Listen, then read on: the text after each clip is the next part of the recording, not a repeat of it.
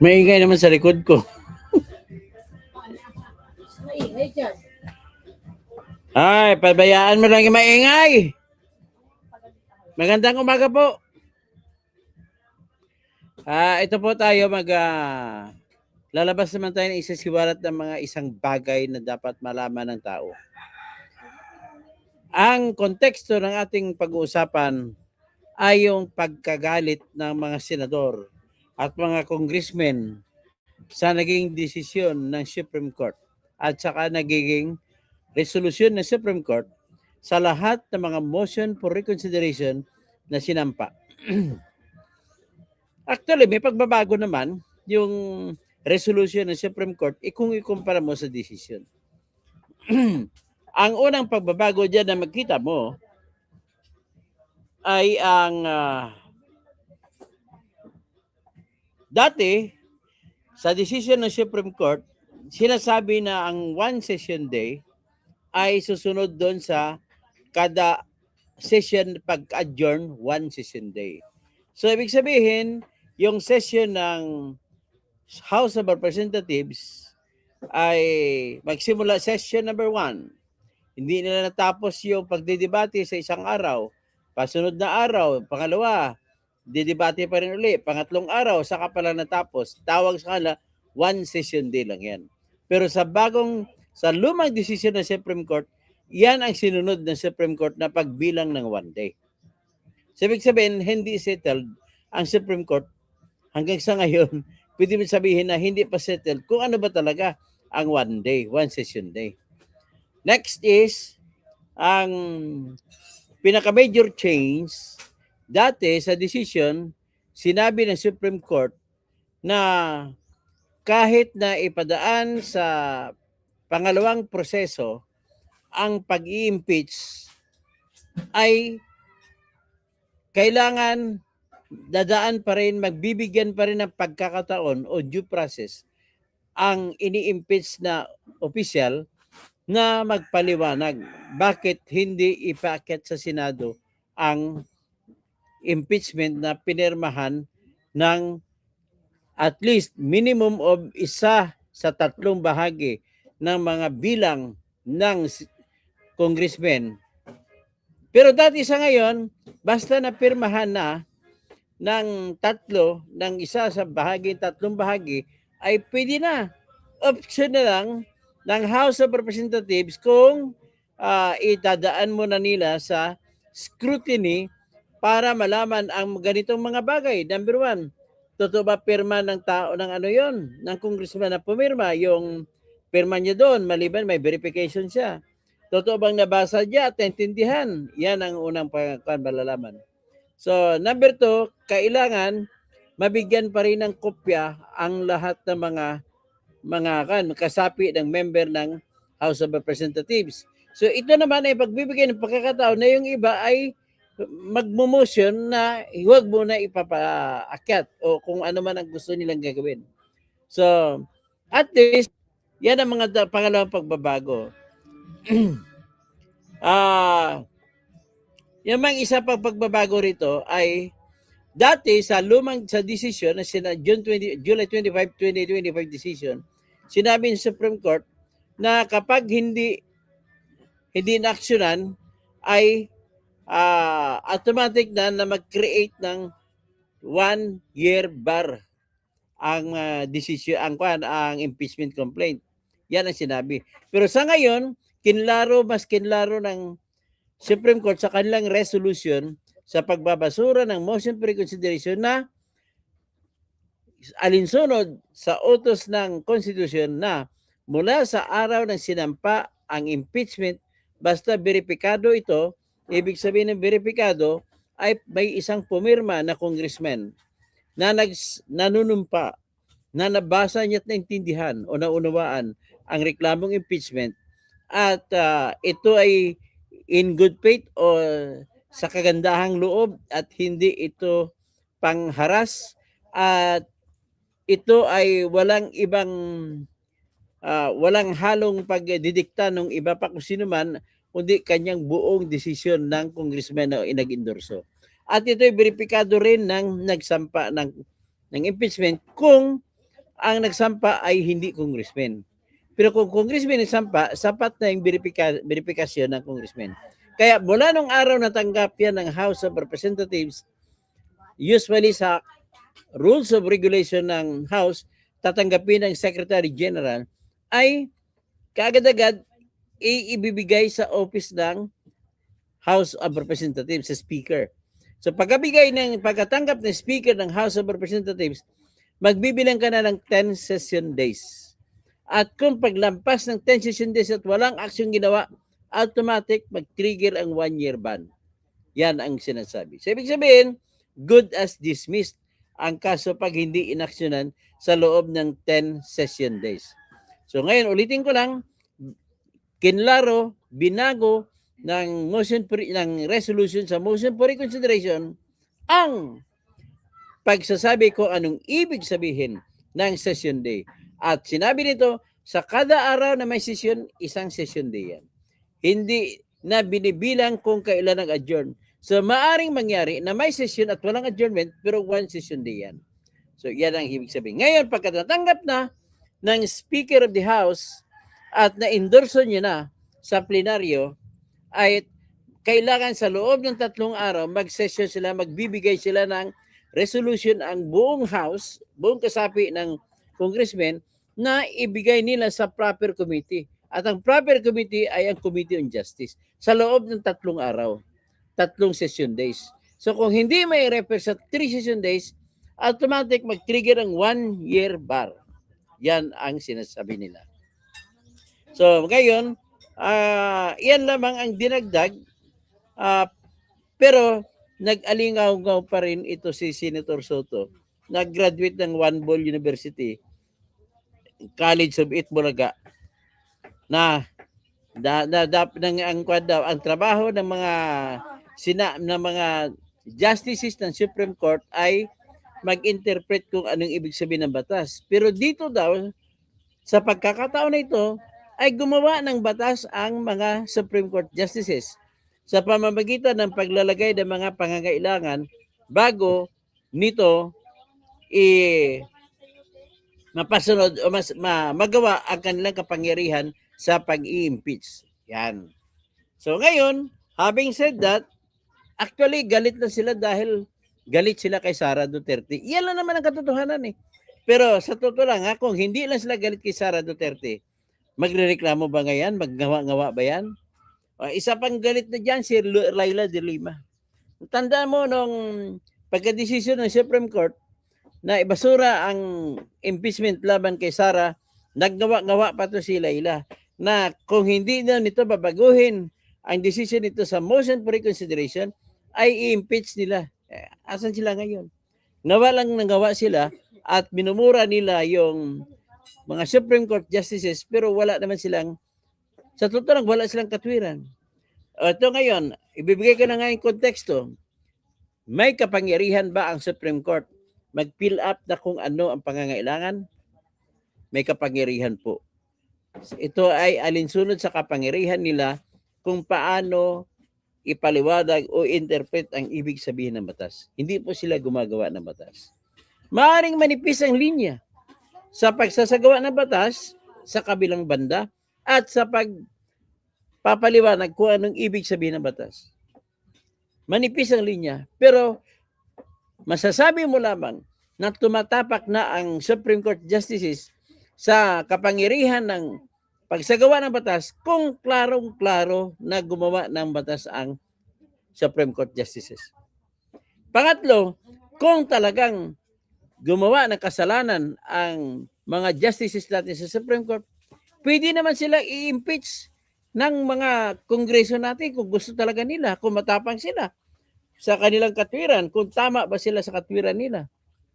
Yan po ang opsyon nila. Pero pinapakita ko lang sa inyo kung gaano kabobo ang ating mga senador na binoto, ang mga congressmen nating binoto.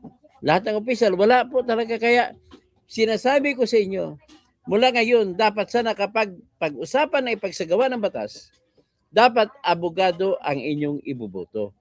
O di kaya yung nakapag-aral sa abogasiya. Gano'n lang ho kasimple. Pakinggan natin yung Sinasabi rito ni ni Soto. Kaya tawag ko si dito, One Bull University. Ay, nagkukunwaring magaling.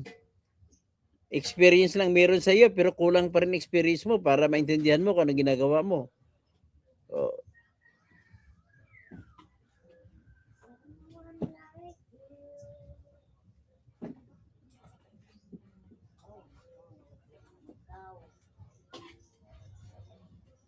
Sabay.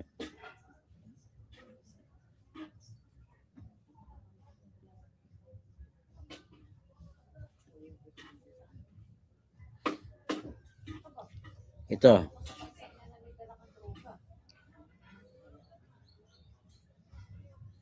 Tito Soto, ha? Channel para sa basura. Si Senate President Tito Soto sa rason ng Korte Suprema sa pagbasura nito sa impeachment case ni VP Sara. At dahil nga dyan, suportado na raw niya ang Chacha. Iba naman ang pananaw ng kanilang kaalyado ni Soto na si Senador Ping Lacson.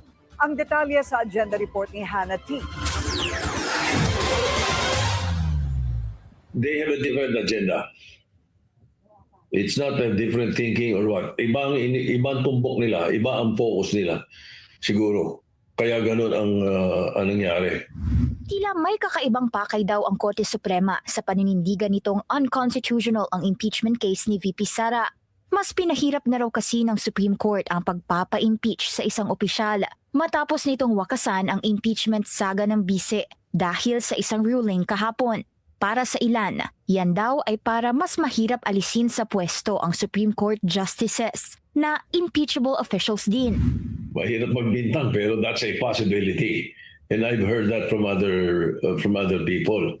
Unanimous ang naging desisyon. Ibig sabihin, nagbibintang na ngayon si Soto na nakurap itong mga justices sa ganong desisyon.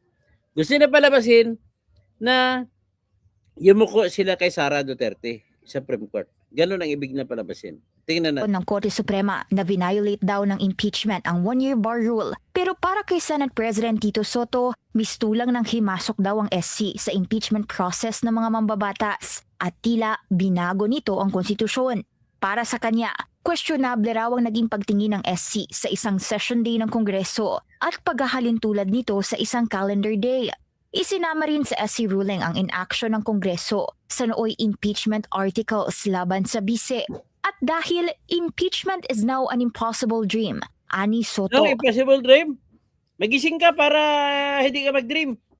susuporta na raw siya sa charter change o Suporta sa charter change. pagbabago ng konstitusyon. Ano talaga pakay mo? Ginagamit mo na katwiran ang desisyon ng Supreme Court para maisulong mo ang iyong tinatago na lihim. Ang lihim mo yun ay gusto ninyo na baguhin ang konstitusyon para ipapanatili na maging presidente pa rin si BBM. Yan ang inyong pakay, mga ladies and gentlemen. Kung ang Supreme Court pwedeng galawin ang konstitusyon, abay dapat galawin na namin sapat kami ang empowered to do so. Di ba? Yun ang punto ko. Balak niya ng kausapin ng mga taga-kamara kasama si House Speaker Bogie D tungkol sa kung ano ang posibleng mga hakbang kasunod ng SC ruling. Dati, ayaw ko yan. Ang gusto ko, Katsa, character change eh. Pareho spelling, CHA, CHA. Yun ang gusto ko, character change eh. Natin, mga Pilipino. Kaming mga opisyalis, lalo na. Hindi, lahat na. Kaya maituwid natin itong ganito na hindi lang pala Kongreso pwedeng maggalaw or constitutional. Ang problema, yan ang problema kapag bobo ang walang alam sa batas ang inyong mga senador.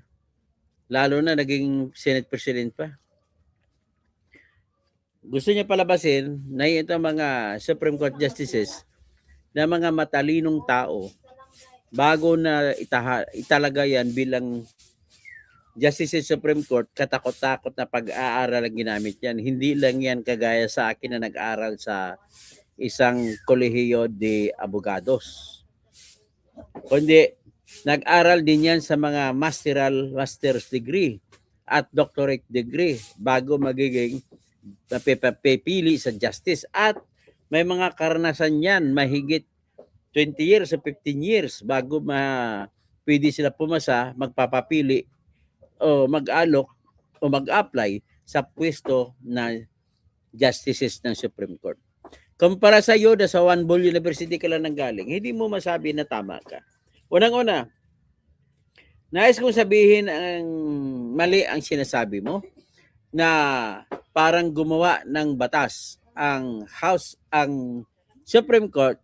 Nung sinabi ng Supreme Court, ang ibig sabihin ng session days ay yung mga araw na may sesyon. Ang inyo naman, ang gusto nyo session day ay yung kada adjournment, isang session day. Ang mangyari sa kada session, nagkakaroon na minsan 2 araw tapos adjourn. 3 araw lumipas tapos adjourn. Ibig sabihin, hindi yan realistic. At ang pinag-usapan ay ang impeachment sui generis yan. Hindi mo yan maihalin tulad na the same as the general rule. It is an exception to the rule. Ngayon, dahil dyan galit na galit ka, ano ba ang alam mo sa session days? Total, senador ka ng ilang dekada at nagiging speaker, Senate President ka ng magdadalawang dekada na ngayon. Ano ba, Mr. Tito Soto, hindi ka ba nahiya sa sarili mo na marami pa diyang ibang senador ang dapat mahalal dyan at inuupuan mo dahil sikat ka lang? Dapat hindi ka na nga tumakbo. Kasi wala ka namang ginawang batas na maganda. Ang pinakamasama o magandang batas na mo ginawa, yung inakda mo na cybercrime law. Tinaasan mo ang kulong ng libel.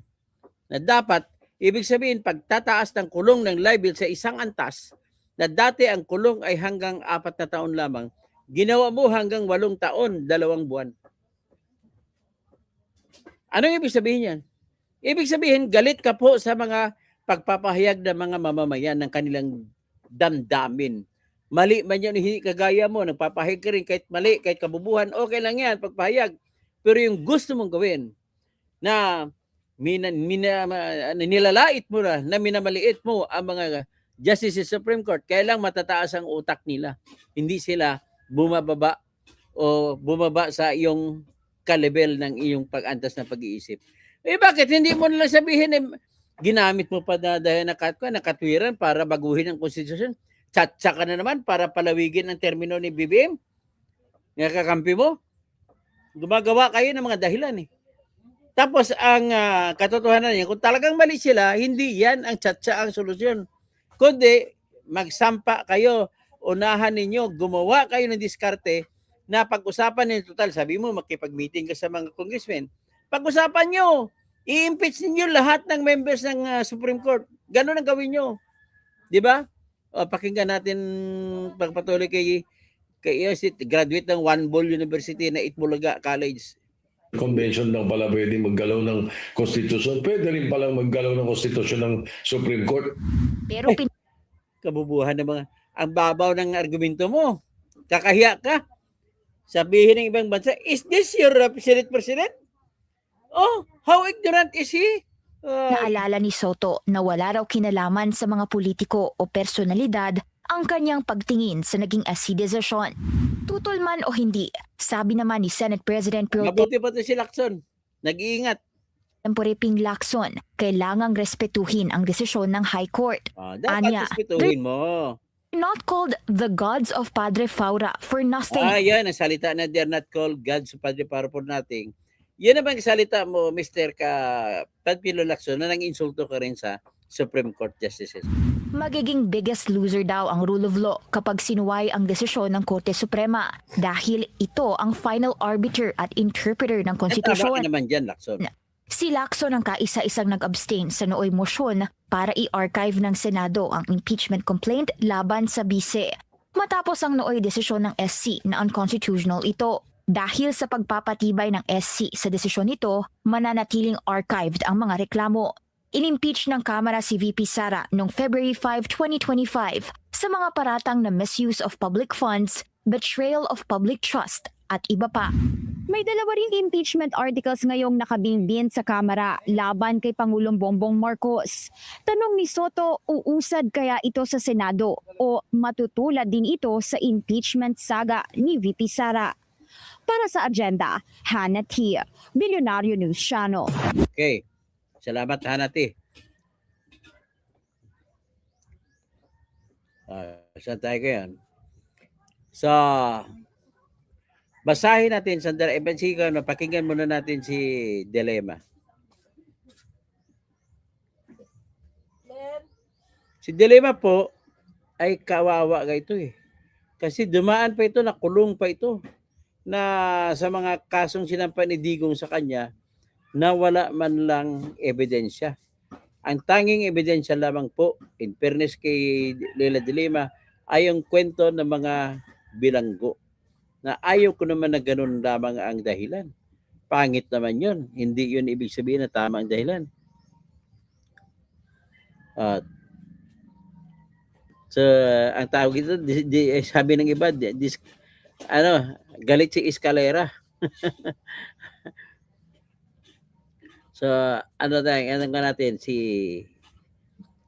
i-play muna natin si Dilema. Na siya noon, pagkatapos na magpalabas ng desisyon at magsampa ng motion for reconsideration, sila ng mga House of Representatives ay nagsalita si Dilema na ipa-impeach niya ang mga nakaupo na mga Supreme Court Justices. Pakinggan natin siya. Desisyon nitong pagtibayin ang pagdedeklara ng Korte Suprema ang mga patakaran sa impeachment. Kasunod ng desisyon nitong pagtibayin ang pagdedeklara ng unconstitutional ang Articles of Impeachment laban kay Vice President Sara Duterte noong 2025. Si Senate President Tito Soto pinalutang ang pag-amyenda sa saligang batas. Yan ang aking sinaksihan. Sa February 6 matatapos ang one-year bar o pagbabawal na magsampa ng panibagong impeachment complaint laban kay Vice President Sara Duterte. Kaya inaasahan na raw ng bise ang mga panibagong tangkang sampahan siya ng impeachment complaint. Hindi lang ngayong taon na ito, dahil sigurado kapag hindi sila nakapag-file ngayong taon, susunod na taon at hanggang matapos ang aking termino. Nasa the Netherlands si Vice President Duterte para bisitahin ng amang si dating Pangulong Rodrigo Duterte na nakakulong sa detention facility ng ICC. Mula pa ng 2023, hindi raw tumigil sa paghahanda ang legal team ng bise kahit di natuloy ang paglilitis sa kanya noong nakaraang taon. Pero di na raw niya ito binanggit sa kanyang ama. Mabuting pag-usapan na yung mga ibang bagay na mas may relevance sa buhay natin at sa bayan kaysa yung sa impeachment. Ipinagpasalamat din ng bise ang desisyon ng Korte Suprema na ibasura ang apela ng Kamara sa pagdedeklarang unconstitutional ang Articles of Impeachment laban sa kanya. Gayunman, binanggit ng Korte Suprema na hindi nila inaabsuelto si Duterte sa mga parata. Sinusunod lang daw ang itinakda sa saligang batas na isang beses lang sa isang taon pwedeng magsimula ang impeachment proceedings laban sa isang impeachable na opisyal.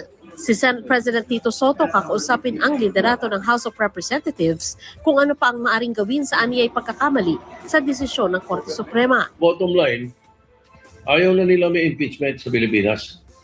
Yan ang itsura nitong decision na ginawa ng Supreme Court.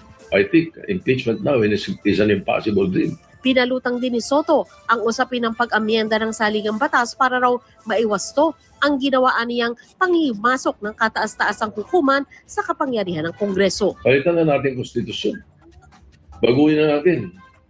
Pagkaganyan, pagkatapos, marahil yung Constituent Assembly makakagalaw dyan or maghihintay tayo decades. Bakit?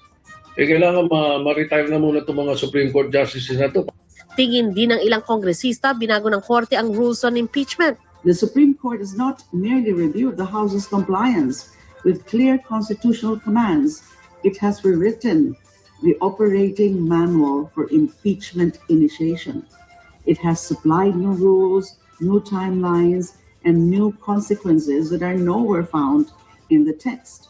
This sets a very dangerous precedent that weakens separation of powers. Sa desisyon na inilabas kahapon, may mga nilinaw ang Supreme Court. Una, ang unang 3 impeachment complaints laban kay Vice President Duterte ay hindi inilagay sa order of business ng Kamara sa loob ng nakatakdang 10 session days. Dahil ang dapat sundin sa pagbibilang ng araw ay simpleng calendar day o bawat literal na araw na nakasesyon ng Kongreso. Ang sinunod kasing bilang ng Kamara sa isang session day mula sa pagbukas ng sesyon hanggang sa i-adjourn ito. Pangalawa, maituturing ng initiated ang isang impeachment complaint, kaya aandar na ang 1-year bar sa paghahain ng iba pang impeachment complaint laban sa opisyal kapag in-refer na ito sa Committee on Justice. Kung hindi inilagay sa order of business sa loob ng 10 session days o pagkatapos nito ay hindi in-refer sa House Committee on Justice sa loob ng 3 araw o kung hindi ito inaksyonan ng Kamara bago mag-adjourn sinidye. Ang ika-4 na impeachment complaint noon laban sa bise, hindi na dumaan sa Committee on Justice at direktang ipinadala sa Senado dahil suportado ito ng mahigit 1/3 ng mga kongresista, alinsunod sa probisyon ng saligang batas. Dati, sinabi ng Supreme Court na dapat binigyan ang bise ng pagkakataon na sagutin ang mga paratang bago i-refer sa Senado. Pero sa bagong resolusyon, nilinaw ng Korte na kung ganitong paraan ang gagamitin, ang pagkakataon ng nasa sakdal na magbigay ng panig ay sa paglilitis na mismo sa Senado. Ayon kay former Supreme Court Associate Justice Adolfo Ascuna, isa sa mga bubalangkas sa 1987 Constitution. Sa bagong resolusyon ng Supreme Court, mas bumilis ang second mode of impeachment o yung pagpa-file ng complaint ng 1/3 ng lahat ng miyembro ng House of Representatives na agarang itatransmit sa Senado. Kung dati kasi required na padaanin pa ito sa House Committee on Justice, ngayon sinabi ng Supreme Court na maaari na itong gawin ng Kamara kung nais lamang nila. So yan, ibig sabihin, nakita na natin na wala silang magandang katwiran na ibinigay kung bakit ayaw nila. Galit sila sa Supreme Court Justices. Sabihin na ng Supreme Court Justices sa kanila, di ba, pwede na kami ipa-impeach kung gusto nyo. Total, sa inyong kamay naman yun nakasalalay, wala kami dyan. Nang ibig sabihin, pag nangyari man sa ganon, walang kalaban-laban ang mga members ng House of Representatives, ng Senate, ng Supreme Court, habang dinidebate nila na kung tatanggalin sa pwesto ang mga Supreme Court Justices. Hindi, kasi ayaw nila niyan bumaba para naman na depensan sarili nila. Bagkus, bababa na lamang sila kung nandun na sa Senado na impeachment court ang kaso. Kagaya kay Chief Justice Corona dati, tsaka Chief Justice si Corona, hindi siya bumaba hanggat hindi natapos at hindi nampisahan sa Senado ang trial o paglilitis sa laban kay Corona. So, tingnan niyo si Corona. Ang nangyari po kay Corona, kawawa. Sinintensyahan siyang guilty. Sinabi siyang guilty. Pero kasunod nun, kinasuhan siya sa Sandigan Bayan. At pagdating sa Sandigan Bayan, ang kaparehong akusasyon na binato kay Corona ay kinaso rin sa kanya sa harap ng Sandigan Bayan. Anong nangyari? Acquitted si Corona. Ibig sabihin, hindi ba tayo nakukonsensya niyan? Sa panahon ni Noynoy ito nangyari. Hindi ba si Noynoy nakukonsensya niyan? Tama pala si Bongbong Marcos at saka si Miriam Defensor Santiago at saka si Senator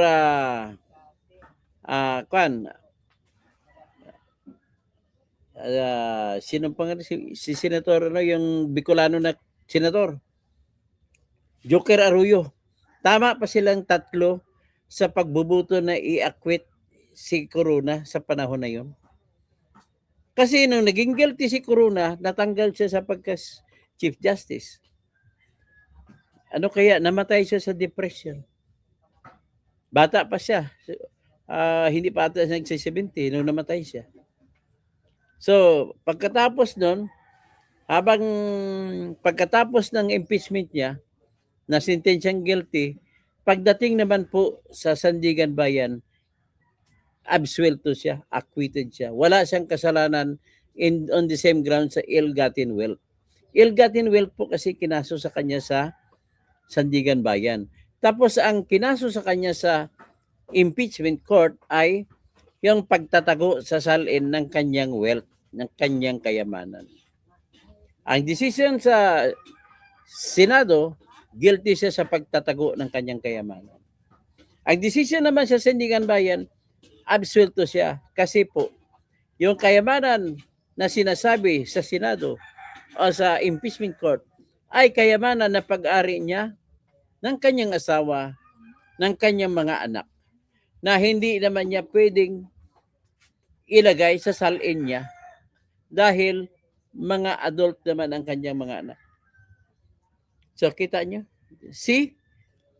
Yan ang aking masasabi dito. Kayo kung talagang matalino kahit gusto niyo ay bakit hindi niyo i-challenge ang mga Supreme Court justices? Nagsampa kayo, pag-umpisa kayo ng impeachment laban sa Supreme Court justices. Lahat sila kung gusto mo. At saka nais ko rin lang bigyan ng konteksto bakit naging ganun ang desisyon ng justices natin sa Supreme Court. Una, pagsampa noong December 2, 2022 at 2024 ng kasong impeachment laban kay Sara Duterte at ang nagsampa noon ay yung grupo ni Leila de Lima, Akbayan, kundi Mamayang Liberal. At inendorso yun ni Congressman Percy Sardanya, ay Congresswoman pala. Isa yun sa nabasura. December 4, 2 araw pagkatapos noon, ay nagsampa naman ang Makabayan Bloc. Ang pumirma noon ng impeachment ay si Congresswoman Franz Castro, Congresswoman Arlene Brosas, at saka si Congressman o Congresswoman ba? Di ko alam. Raul Manuel Daniel o Raul Daniel Manuel ng Kabataan Party List na tinuturo ni Batodas NPA na sa ngayon pinalitan siya ni Attorney Renico na kung saan si Attorney Renico ay kasama sa kinakampanya ng mga babaeng namatay sa operation ng military laban sa NPA. Ibig sabihin, NPA ba sila ni Raul Daniel Manuel? Well, the evidence shows that they are. Pero hindi natin alam, kailangan pa kasuhan yan kung sakasakali. Pero abogado si Renico, bata pa, pwede maging sikat na abogado to. Pero bakit mas pinili niya maging congressman? So, next, nagsampa noong December 19, 2024, si Gabriel Bordado, na congressman noon ng Bicol sa Camarines Sur. At siya ngayon ay vice mayor ni Leni Robredo sa Naga City. So, sila ang nagpirma, kasama niya mga pari. Kasama niya yung Uswag Ilonggo na party list congressman. Sila pumirma noon, nag-endorso. So, kung December, ang nangyari doon, nalaman, nakita ng Supreme Court, ang pag-iiwas, paglalaro sa konstitusyon na ginawa. Bakit nakatingga? Hindi inaksyonan ang tatlong reklamo nung nasinampa noong Disyembre. Hanggat sa February 5, next year, 2025, na mayroon ng pang-apat na impeachment complaint at iyon ang binigyan nila ng go signal para iakyat sa Senado. At in-archive lang nila itong tatlo. So, ang diwa sa likod ng decision na ito ng Supreme Court na bakit niya sinabi na automatic considered na ang tatlong impeachment complaint na hindi nyo inaprubahan, hindi nyo pinagalaw, ay nag-trigger na ng 1-year bar. Hindi na, ibig sabihin, humadlang na siya dahil hindi nyo ginawan ng action. Nang ibig sabihin, tinutukoy ng Supreme Court Justices yung corruption sa pagsampa ng impeachment. Kung ayaw nila, hindi nila aksyonan. Yang gusto ng Supreme Court, kailangan aksyonan ayon sa utos ng Constitution. Ang utos kasi ng Constitution sa Section 3, Article 11, Paragraph 2, na sa oras na isampa ang reklamong impeachment, kapag may kasama na siyang verification ng nagreklamo at may endorsement na ng congressman na magpupush niyan, ay magsisimula na ang bilang ng araw. Pagkatanggap ng Secretary General ay kaagad ibigay sa opisina ng Speaker of the House of Representatives. Mula noon, magbilang na 10 session days na kailangan i-refer na kagad sa order of business. Ibig sabihin, order of business agenda ng House meeting na kabuuan. So, ibig sabihin, may posibilidad na ayaw ng Speaker yung reklamo dahil laban ito sa kanyang kakampi. Halimbawa, kakampi niyang Vice President o ang President, ayaw niya aksyonan. Kaya habang ayaw niya aksyonan, poprotektahan niya ngayon ang tinutukoy ang nirereklamo sa impeachment. Dito, ang nireklamo ay si Sara Duterte. So, 3 na yan, hindi niya inaksyonan sa panahon ni Romualdez. Laban kay Sara. Bakit hindi inaksyonan? In fact, kaaway niya si Sara. Yun pala, drama. May palabasin siya, may gusto siyang palabasin. Ang totoo dyan, kung bakit ayaw ni Saldi aksyonan, ni Romualdez aksyonan, yung naunang 3, ay dahil alam niya na hindi pipirma ang mga kapwa niya congressmen kung walang pera. Kaya tinapos muna yung budget. Pagkatapos ng budget at mapirmahan ni Bongbong Marcos, nilagay doon ang mga budget na tagtub 150 million bawat isang congressman. Maliban pa yan sa mga flood control projects na binigay. Kaya ibig sabihin, iyon ang rason kung bakit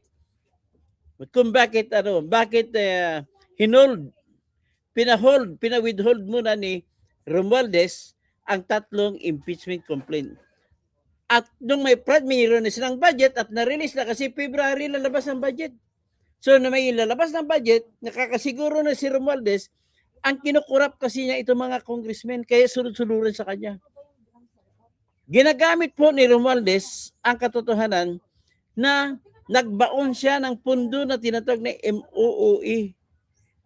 At doon niya sa MOOE na hindi man lamang magpili ng gastuhin na hindi magbibigay ng resibo dahil ginawa nilang resolution sa panahon ni Lacson nung senador siya sa resolution number 10 noong 2010 ay hindi na kailangan magbigay ng resibo ang mga congressmen at senador sa lahat ng MOOE na ginastos. Ano yung MOOE na yan? Maintenance, operations, and other expenses. Sa loob ng kanyang opisina ng kanya. So, hindi na sila magbibigay. Certification lang, sinisertifika ko na nagastos ko sa tama ang budget na ito. Ganun lang. So, doon niya kinuha, nagiging ang mga budget lagi ng House of Representatives sa panahon niya, hanggang ngayon, ay laging nasa 16 billion lamang ang binibigay sa National Expenditure Program ng DBM. Pero bakit pag dumating na sa House, naging doble, 33 billion na.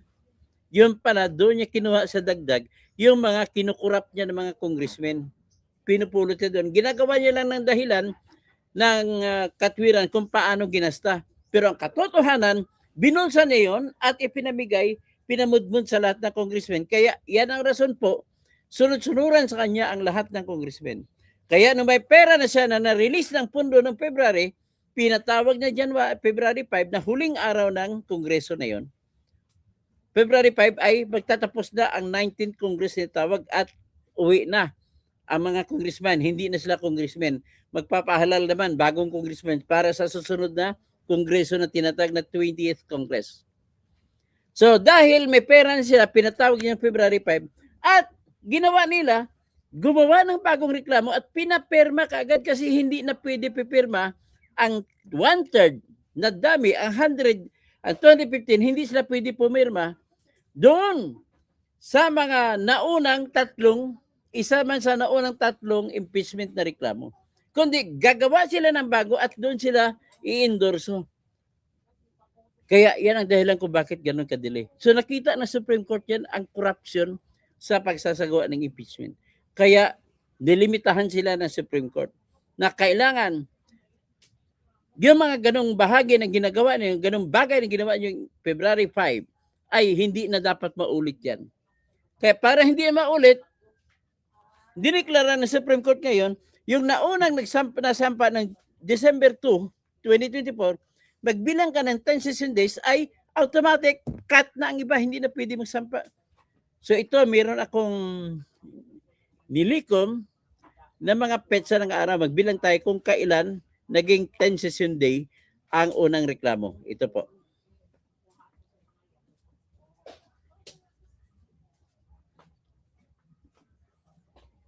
Yan, ito, nakita naman ninyo siguro.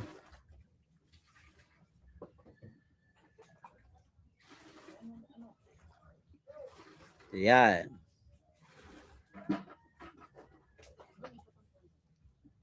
So, session days, mga number of session days na lumipas mula noong December 2 hanggang February 5. Okay?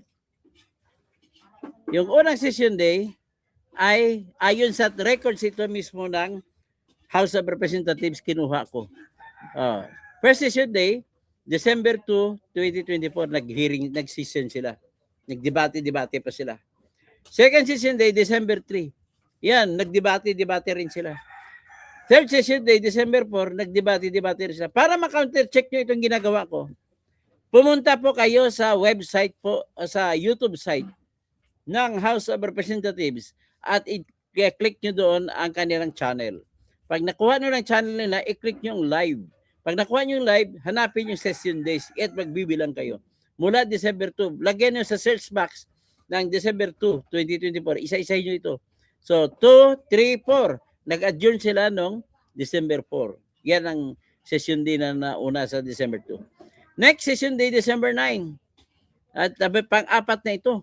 December 10, December 11. So, nag-adjourn naman sila December 11. So, gusto nila mangyari, 2, 3, 4, one session day lang yan. Kasi nag-adjourn sila. Nag-umpisa Augusto, December 2, at nag-adjourn December 4. Ito naman, sabi nila, pangalawang session day, December 9, nag-adjourn ng December 11. Hindi po pwede. Ayon sa Supreme Court na decision, para mawala ng inyong pag-abuso sa inyong choice o discretion, o kung gusto nyo lang, matanggalan kung gusto nyo lang, ay isa-isahin na natin sa kalendaryo kung anong nakalagay sa kalendaryo. Basta may session, isang session din na kaya nabilang yan. Kaya nabilang first session day, December 2, December 3, December 4, 2024. December 9, December 10, December 11, 2024. Tapos, ng 7 session day, December 16, 2024. December 17, 8 session day. 9 session day, December 18.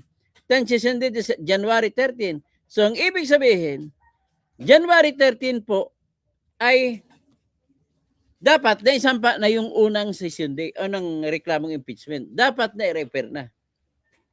Hindi, ni-repair. So, automatic, January 14 ay harang na, barred na ang lahat. Bawal na magsampa ng panibagong complaint. So, mula ng January, ibig sabihin, hindi na pwede magsampa ng December 4 na reklamo na sinampa, hindi na pwede matanggap din ang December 19 na reklamo at lalong hindi pwede matatanggap ang February 5. So, naintindihan na ninyo, ladies and gentlemen? Hanggang dyan lang muna tayo. Ang ating pinaliwanag ko lang sa inyo kung ano ang mga korupsyon sa impeachment. At ang hamon ko ngayon sa kanila ni Soto at sa Dilima, total mga leader sila ng House of Representatives, i-impeach ninyo mga justices ng ating Supreme Court. Hanggang dyan lang at manawagan na lang ako sa aking mga mahal.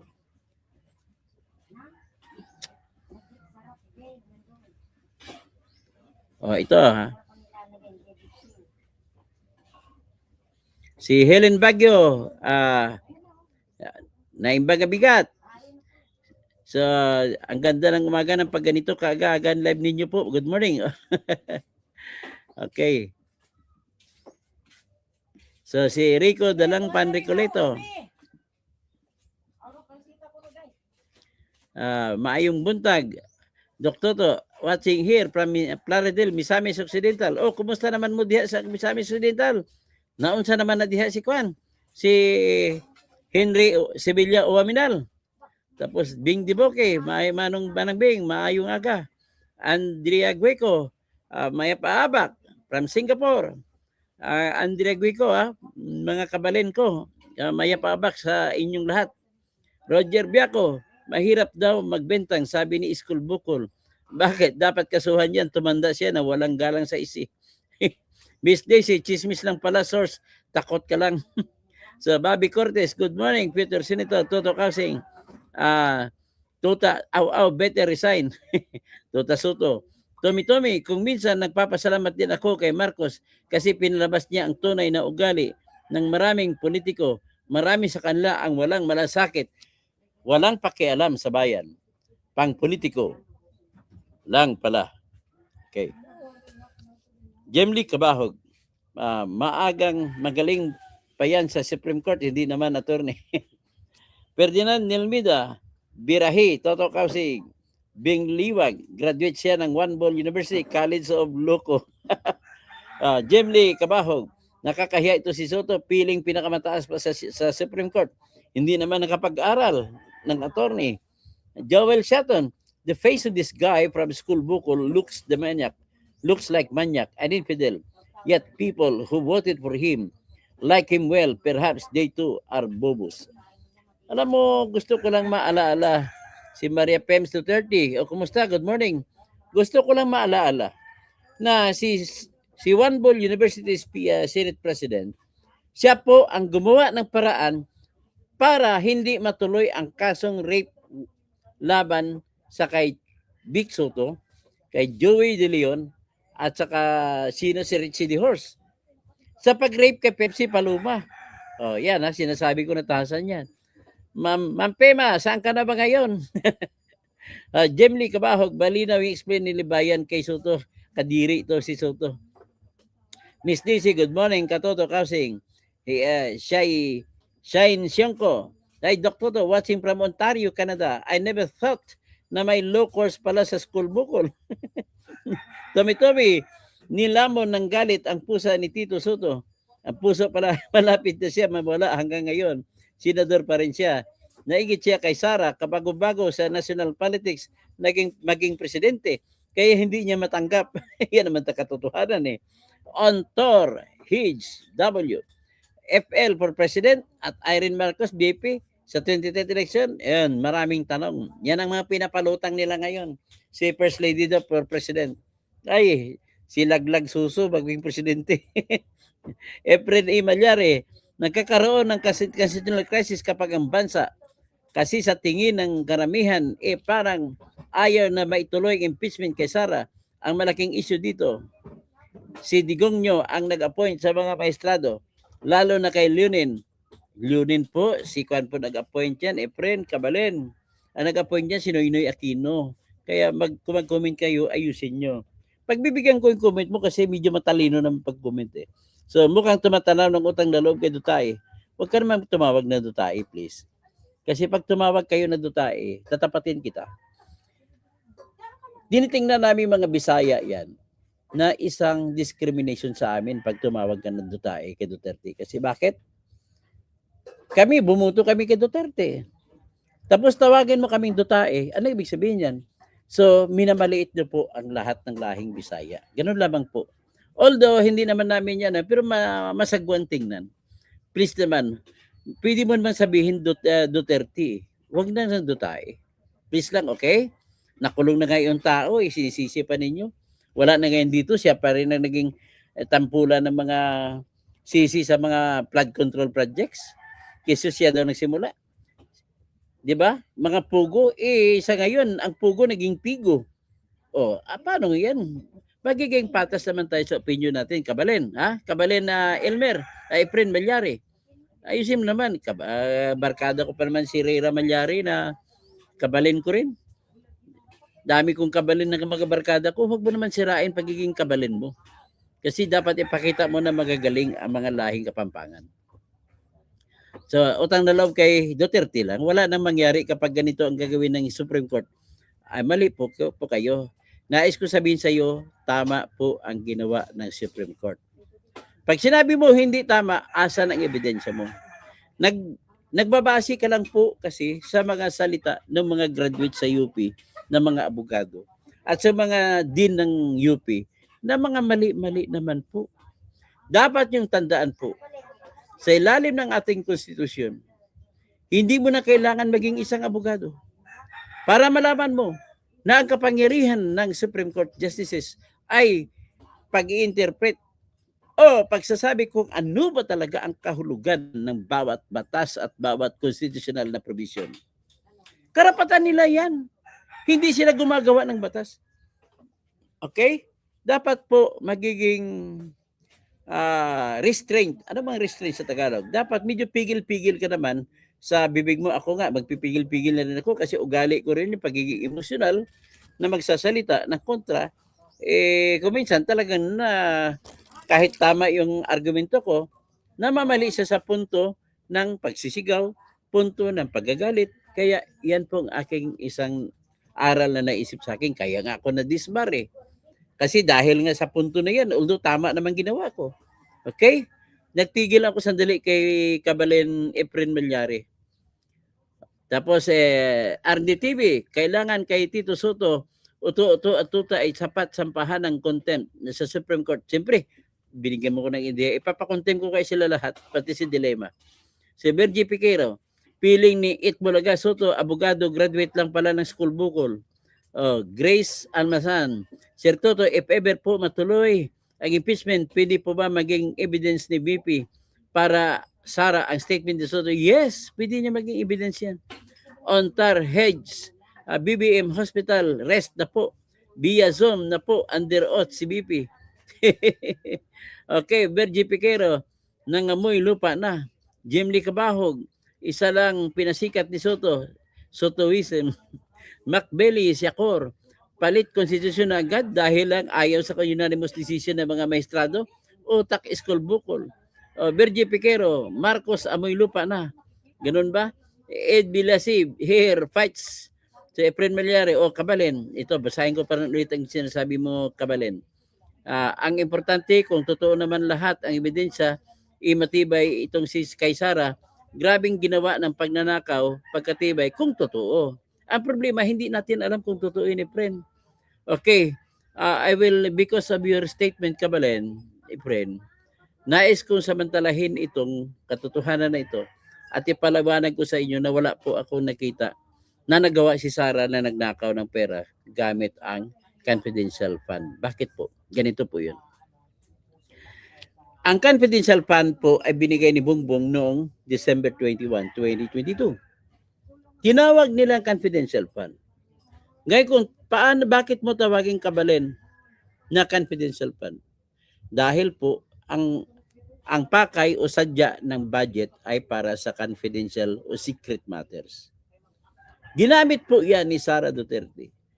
Dahil sa Department of Education Secretary siya, ginamit niya na pangbigay sa mga tao na magbibigay ng informasyon sa kanya. Para malaman po kung sino-sino yung mga tao na nagre-recruit sa ating senior high school at junior high school na magiging NPA. Yan, sigurado ko mga kasamahan niya, alam nila ni Congressman Raul Daniel Manuel yan. Alam ni Attorney Renico yan na mga representative ng Kabataang Party List. Kaya kayo mga nakikinig sa akin ng Kabataang Party List, ang dami kong kaibigan sa inyo. Please lang, hanggang dyan lang sana kayo. Makiusap ako sa inyo. Hanggang dyan lang kayo sa pagiging aktivista sa sisigaw-sigaw sa kalsada. Huwag naman po kayo umakyat sa bundok, bibit-bit ng baril, kagaya ng 3 taga-UP na namatay nung bumumba ang military sa lugar kung saan sa Mindoro. Na turned out andoon pala sila. Kasama yung Amerikana ron na na-recruit din nila. Amerikana yun pero Pilipino ang dugo. Ganun po. Kaya I am against, magalit kayo sa akin, NPA. Galit na galit ako sa inyo sa sistema nyo. Yung mga matatalinong tao ay namatay dahil sa inyo. Mga matatalino yun. Nag-aaral sa UP. Ang OFW, nanay nung isa sa mga taga-UP na pinatay dyan sa bomba, namatay sa bomba, ay sasampahan ang Makabayan Party List. Kasi ang alam lamang ng magulang ng nanay, bago niya na huli niya makita ang kanyang anak na buhay. Nangangampanya lamang para sa sa Kabataan Party List. Pagkatapos doon, nawala na. Naging NPA na. Hindi ba masama yan, Attorney Renico? Nilalagay nyo sa balag ng kaibigang Ted Casino, si Satoru Campo. Kaya hindi po umuunlad ang laban ninyo na gusto nyo mangyari, kung anong gusto mangyari pampamahalaan sa Pilipinas, hindi nangyayari. Bakit? Nagiging negative po ang tao sa inyo. Akala nyo ba pinupuri kayo ng tao dahil NPA kayo? Saan ka makikita ang katotohanan? Ano bang dahilan kung bakit ang NPA kayo? At bakit mo papatayin ang sundalo at mga pulis na walang kinalaman sa pagiging NPA nyo? Kung ang lakas ninyo ay ginamit ninyo sa pagpatay ng lahat ng korap, matutuwa kami, papalakpak kami sa inyo. Ganun lang po. Hindi ko talaga maatim yung ginagawa ninyo. Anyway, proceed po tayo. So, si Sara Duterte po, ang pera ay sa sikretong pakay. So dahil sa sikretong pakay, hindi pwede malalaman ng mga NPA kung sino ang nagturo sa kanila, kung sino ang tumimbri sa kanila. Kaya kapalit niyan sa pagtimbre, pagturo kung saan kayo ay ang perang binigay galing confidential fund. Kung sekreto, kaya sekreto dilagay na lamang na Mary Grace Piatos ang pangalan ng tumanggap dahil hindi pwedeng malaman. Lahat ng mga resibo doon na pinamigay sa mga source of information, lahat ng sources of information ay hindi po pinangalanan. Pasensyahan na kayo. At never magiging labag po sa Constitution. Kapag pinilit ninyo na sa impeachment halimbawa ni Sara matutuloy, papalabasin ninyo kung sino yung tao na pinagbigyan ng pera, that is an affront against the Constitution that declares, that allows the formation of confidential fund para sa national security. Seguridad ng bansa natin ang nakataya dyan. Kaya bakit siya sikreto? Let me expound further. Bakit natuntun ng SAP-44 si Marwan na bomber, number 1 bomber ng Pilipinas noon 2013 sa panahon ni Noynoy Aquino? Bakit? Hindi nila malalaman yan kung saan. At nandun para sa mama sa panong. Nagbigay po ng 60 million pesos si Noynoy Aquino doon sa taong katabi ni Marwan kapalit ng cellphone number. Cellphone number niya, alam ang cellphone number niya, pagbukas ng cellphone number, matutuntun ng GPS. Global Positioning System, GPS, tracker, yun ang tinatawag na geodata. So kung matutuntun, alam ang pinpoint, alam kahit karayom ang turo na saan ba talagang lokasyon ng cellphone number na yun. Kaya nang pumunta roon, natuntun nila sa kubo, nagtutulog si Marwan. Kaya huli nila. Yung unang team ng SAP, pasok, nakuha nila si Marwan. Yung pangalawang team, na problema, ang sumunod na team, kaya 44 na SAP ang nalagas ang buhay. Pero anong kapalit? Si Marwan lamang, isang buhay lamang ng baber. Kapalit ng 44 na SAP officer at kapalit ng 60 million pesos na binigay bilang confidential fund. Ganon din po ang ginamit ng CIA. Paano nila natuntun kung nasaan si Bin Laden? Nagbigay sila, bumili sila ng bagong Ferrari worth 30 million pesos sa Pilipinas para lamang ibigay sa isang tao na Arabo. Kapalit ng telephone number kung saan matatagpuan si Bin Laden. 10 taon tinrabaho ng CIA. Panghuli na taon ng 10 taon natunto nila doon pala nakatira at may bahay doon na tinayo na simento si Bin Laden. Nandoon sa loob ng PMA. Ano yung PMA? Pakistan Military Academy. Doon sa loob ng bakod ng PMA. Na natunto nila, mahigit 1 buwan pa ang surveillance nila, gumagamit sa high-powered na camera para makita ng sightings galaw ni Bin Laden. Si Bin Laden ni minsan hindi lumalabas. May pumupunta lang doon kumukuha ng basura at nagde-deliver ng newspaper at kung ano namang supply. Yun ang nakikita nila. The same person going in and out of there.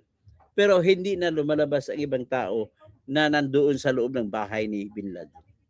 Kaya nung araw na nilusob ng Navy SEALs Team 6, 2 UE helicopter ang binanat nila. Yung isang helicopter, sumayad ang pakpak sa building. Pero yung isa, nakalipad sila balik.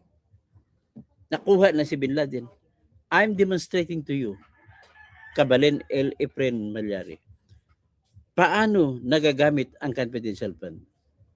At ano ang rason bakit hindi mo pwedeng ipangalan ang katotohanan kung sino yung taong tumanggap niyan. So, I hope so. Naintindihan niyo na po ako. Maraming salamat po. Magandang umaga po. Kabalen Efren. Si Tommy Bergie Piquero. Amoy, ano?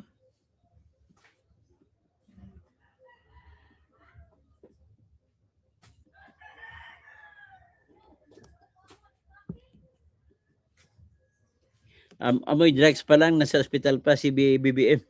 So Bergie Piquero, it's time to end Marcos Araneta and Romualdez era in the Philippine politics. Never, never, never again to anyone from Marcos's incompetent president. Tapos Maria Fema Duterte, maayong buntag attorney, maayong buntag sab, Maria Pems. Sana magkita tayo unta otro.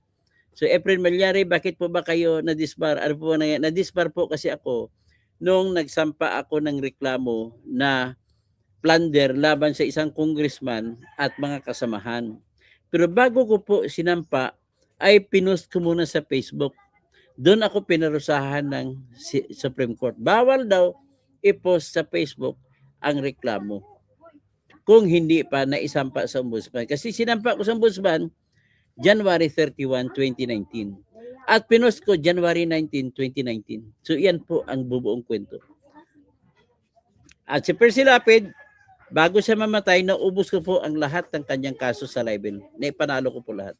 Pati mga libel cases laban sa akin, naipanalo ko rin. Pati ang libel case, patungkol dun sa plunder case na sinampa ko, kalaban ko rin ang congressman na yun, ay naipanalo ko na sa Quezon City Regional Trial Court. Kaya iyan ang magiging basihan ng aking paghiling na ibabalik ang aking lisensya. Maraming salamat po, Efren, sa pagtatanong. Ibita Escalar Kausing, good morning, Toto. From Mawag, Davao de Oro. Ay, naadi ko mga agaw diha sa Davao de Oro. Maayong buntag kaninyong tanan. Miss Daisy, pati Supreme Court gustong banggain, piling Supreme. Elsa Aquino pala, hindi Aquino. Good morning, Idol. Salamat po. So, Gali Ramirez, good morning. Elsa B. Aquino, Duterte lang talaga ang malakas at magaling. Kahit na may issue na pamatay ng tao. Totoo lang. Yan lang naman ang issue niya eh. Elsa Bagyo, yung Parmali, wala tayong ebidensya doon. Total, marami naman ang mga lumabas na mga PPE na lumabas, mga mask, at sa mga injection na pina-inject na mga bakuna na libre, yan ang katotohanan na kahit papaano nabili ang lahat ng pera sa Parmali. Nabili ng lahat ng mga kakailanganin. Bakuna, PPE, si PPE nga, kumita pa doon si Kwan eh. Kumita pa nga doon si Saldico eh. Kasi napanalo niya kontrata sa paggawa ng PPE. Si Kabalen Efren Malyari, abogado na pala kayo ni Digong nyo. Hindi naman po, hindi ako abogado ni Digong. Abogado po ako ng katotohanan, Efren. Nagkataon lang na niyurakan nila ang batas sa kidnapping. At gumawa sila, nag-aristo sila ng tao na kahit walang warrant o arrest galing sa ating sariling judge. Yan lamang po. Pinaglalaban ko po ang batas. Elsa Bakbi Aquino, ako po'y Kapampangan ako, pero sulit ako na Duterte. Salamat, Kabalen. Si Elsa B. Aquino, lapit na ang karma ng Marcos administration, humanda kayo, parating na ang Agila. Ngayon, si Eden Twist, shout out, Toto, tama yan, ganyan yung mga anga-angahan, galit sila sa mga magandang nagawa ni Mayor. Tapos Elsa Baguio, mag-ipon na ng blood bank ang mga agila ng Mindanao. Miss Daisy Cabalen, ako pero solid Duterte. O yan. So Stephanie, Duterte pa rin. Ginaline Isaac, good morning Katoto. So Dilema at Virus, kasama si CPP, NPA, Virgie Piquero. Cielo Magno, galit kasi sa confidential fund. Sabi kawawa ang mga bata ng NPA. Naku naman, Madam Cielo. Please assess yourself again. Where do you stand? Nano Kamo, pa-shout out po, Katoto, Oragon ini. Ay, mga maray na aga sa mga Oragon. Ontor Hitswig, Makalaya po o hindi, si Iparade sa Diheg, 100% President, si Vice President. Tama po yan. Conforme ako dyan. Ginaline Isaac, yan kasi katatawag nila kay Duterte na dutae. Yan tuloy si BBM nila, di na makatae. O nga, diverticulitis. Aga, yan pala na, hindi ka na makatae, no? Diverticulitis. Naku. DNB Ilasyon, Blessed Saturday. Mag-ano na siya? May colostomy bag. Labatiba.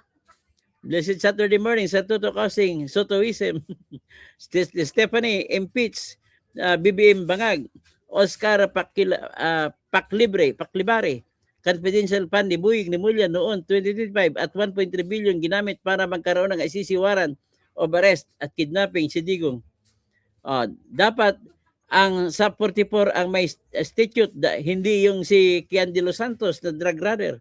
Efren Emiliano sa hearing na naganap sa Quadcom, lumabas na lahat ang pagkakasala ay pinukol sa kanya. Ibig sabihin po, sa dami ng congressmen na napatotoo, ibig nyo sabihin po, mga sinungaling. Lumabas pa mga sinungaling po sila, Efren Cabalen.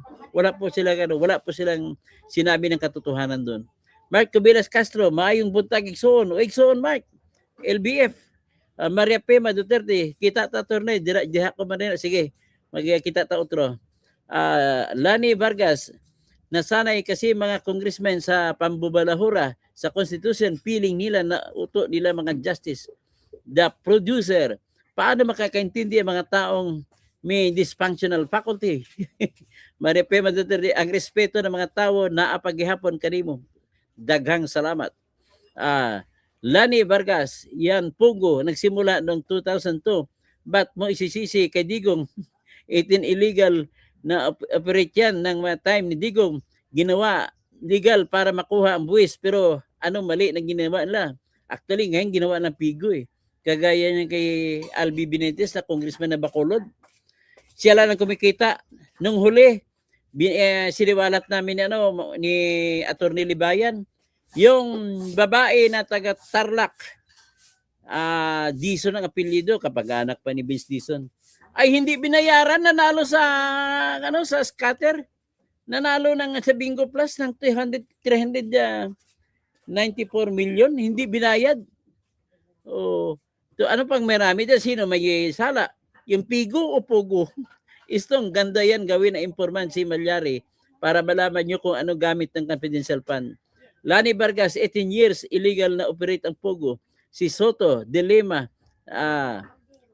tapos Gary Bacares, kapag tiningnan kita ngayon para ka na rin si Kung Miao. Okay lang yan, walang problema. Attorney, ano na balita kay Kapersi? Si Percy po, andun sa sementeryo.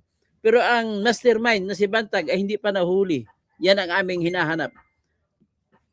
Amo na tani nahunta ay di pa din naman tanan, dami-dami pong problema. Roldan Rodriguez, hindi lang si kan, andyan na nga si nadami na, nadagdag na. Andyan si Cassandra Leong, si Harry Roque, si Saldico. Sino pa bang iba na mga wanted na hindi na nahuli? Alam mo kung bakit? Dahil naniwala ako si BBM talaga ang nag-utos kay Bantag na papatayin si Percy Lapid. Ganun lang po. Kasi sino ang hari sa panahon ng pinatay si Percy Lapid? Noong October 3, 2022? Si BBM, tsaka si Remulla. Kaya hindi ako niniwala na si Duterte ang nag-utos. Wala nang kapangyarihan si Duterte noon. Anong kapangyarihan niya makontrol si Bantag? Si Dignatino, salamat po Katoto sa inyong binabahaging kaalaman sa batas at mga issues. Ontor, Kaper, si Lapid, binabanggit po kayo on air sa programa kapag may libel case siya. Salamat po. Sayang kung di ka lang na-disbar, Katoto, magkasama na sana kayo ngayon nila Topacio na nag-aabogado sa mga Duterte. Minerva Mendoza, may ICC pa. Minerva Mendoza, daming pera ng mga Duterte. Wala pong pera mga Duterte. Huwag kayo maniwala sa kwento na sinungaling na Trillanes na nagbabayad daw 150 million kada buwan si Duterte sa kay Koopman. Hindi po yan totoo. Ang totoo dyan, nag-avail po si Duterte ng tinatawag na public attorney's privilege. Ang nagbabayad kay Attorney Kaufman at Attorney Don Jacobs ay ang ICC. Ang bayad ng ICC ay $40,000, equivalent to 2 million pesos sa ating Pilipinas. Ganun po yan. Kaya nag-aspire ako, mag-apply talaga ako sa ICC and maging abogado. Mas malaki pala kita doon. So being fire feeling, may alam si Soto. Raulanay, good morning Katoto, watching from Hong Kong. Salamat po. Beautiful, watching from Singapore, maayong buntag attorney. So hanggang dyan na lang tayong lahat. Magandang umaga po sa inyo. Fems, magandang umaga po.